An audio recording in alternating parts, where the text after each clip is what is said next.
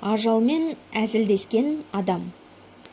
Керей руынан шыққан Дүйсенбіні ел жұрты әзілқой, жампоздығының өзімен-ақ төбесіне көтерсе, оның ат емес-ау, адам сынайтын ғажайып қабілетіне таң қалған.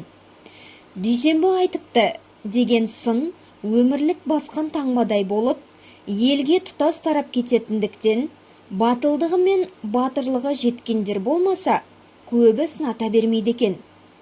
Өзгені қойып өз баласы Ділдебайды жұрт сынасаңызшы деп тілек еткенде, Дүйсенбі, өздерің көріп отырып маған несін сына дейсіңдер? Мүйізі түскенше сүзісуден қайтпайтын қара бұқа деген жігіт осы емес пе? Деген екен. Жұрт ду күліп риза болады. Баласы әкесіне ыза болып үйден шыға жөнеледі. Ділдебай расында мойны тұп-тұтас бұқа тұлғалы, алып қайраттың иесі батыр адам екен. Бірақ Дүйсенбі баласының ақыл иесі емес, қара күштің иесі болғанына ризалығы жоқ. Дүйсенбіге бірде Омар деген кісі 12 жасар баласы Сағындықты сынатуға әкеліпті. Алдымен қозысын сойып, қымызын құйып, замандасын күтімге алады. Екеуі әуелі бала сынау жайында емес, өткен-кеткен оқиғалар жайында мәслихаттасып отырады. Ара гідік Дүйсенбі баланың отырыс-тұрысын, барлық қимылын, әңгімеге құлақ қойысын қадағалаудан жазбайды. Өйткені бұл баланы сынауға әкелгенін біледі. Әңгіме арасында, «Омеке, мынау балаң қолық биенің құлыны сияқты, құс болса ұя басар дейтіндей қағылезде шымыр, тынымсыз ба қалай?» деп бір қалады. Қозының еті желініп аттанар шақ болады. «Айран сұрай келіп, шелегіңді жасырма деген ғой, Дүйсеке. Аузың дуалы, көзің қырағы піредің. Бұл баламды сізге сынатқалы келіп едім», дейді Омар. «Менің көріп келім жоқ. Бақсы емес екенімді өзің білесің, Омар. Көргенімді айтсам, көңілің қалса қайтемін. Балаң үшін менен жақсы сөз естігелі келгеніңді жасыра аласың ба?» «Жасыра алмаймын, Дүйсеке. Бірақ көргеніңізді айтпасаңыз, мен де сізді қайтып көрмеймін», деп жаратылысының жалған намысты білмейтін Омар морт кетеді. «Айтайын, батыр, айтайын», деп Дүйсенбі кеңкке күліп алады да, балаға сұстана қарап көп отырады. Тұмсығы тоқпақтай, құлағы жарғақтай, ерні қаймақтай екен өзінің.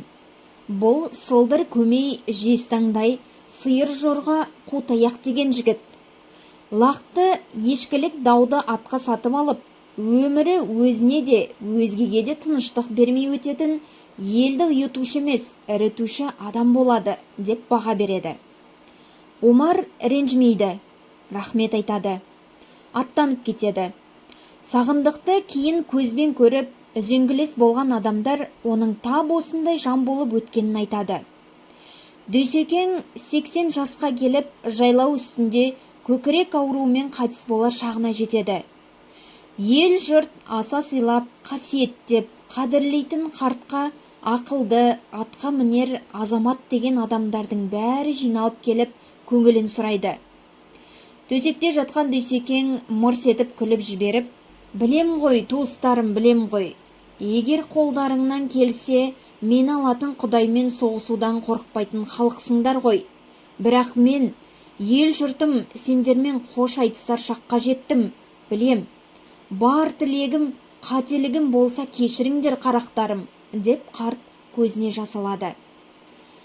«Қасиетіңізді білмеген, қадіріңізге жетпеген ағаттығымыз бен ақмақтығымыз болса, өзіңіз кешіріңіз, ағеке», деп жиналған жұрт ағыл-тегіл жылайды. Ақыры сол кеште үйлеріне тарар болып, «Құдайға тапсырдық, Дүйсеке», деседі. Сонда Дүйсекең, «Жұртымай, қызық екенсіңдер. Түбіме сол тапсырып отырғандарыңның өзі жеткелі тұр емес пе?» депті. Жиылған жұрт күлісіп алады да, бірақ қайтып тумайтын қайран Дүйсекеңді естеріне алып егіліп аттанады. Қарттың халі нашарлай бастайды. Ажал айлакер палуандай адамды аяқтан алады ғой бәйбіше, аяғымнан өрлеп келеді, дейді басында отқан бәйбішесіне. Өмірі не қолың, не тілің тиіп көрмеп еді. Мені ала кет Дүйсекем, асылым, сенен айырылып, артыңда қалып қайтемін, деп Қамқа шешей қатты егіліп жылап кетеді. Сонда Дүйсекең, бәйбіше-ай, Құдекең қонаққа сен емес, мені шақырып отыр ғой. Екі ат жіберсе де бірге кетпегенде қайтеміз.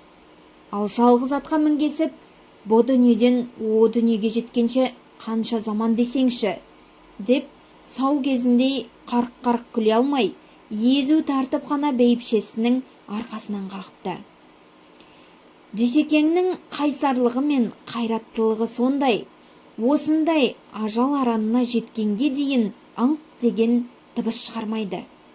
Бірақ салқын тартып бара жатқан қол-аяғын қайта-қайта ұстап отырған ауыл аймағы уақыттың таянғанын біліп жылай бастайды.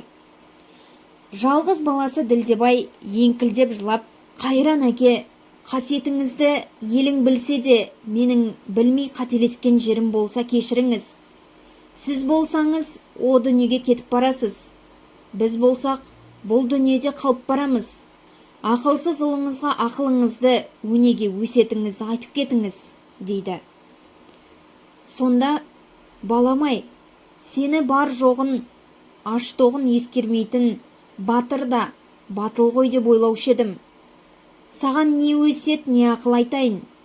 Сен өзің айтқандай, өз елің, өз жұртың, ағайын туғанның арасында қалып барасың.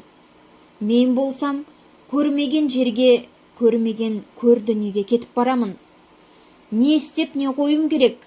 Қайта ақылың болса, бәрің маған айтуларың керек емес пе? Деген екен.